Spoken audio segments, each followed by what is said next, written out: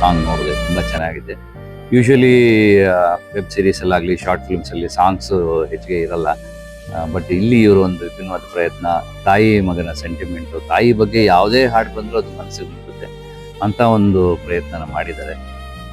ತುಂಬ ಎಮೋಷ್ನಲ್ ಆಗಿ ಶೂಟ್ ಮಾಡಿದ್ದಾರೆ. ನೋಡಿದಾಗೆ ತುಂಬ ಎಮೋಷನ್ಸ್ ತುಂಬಿದೆ ಆ ವಿಡಿಯೋಲಿ.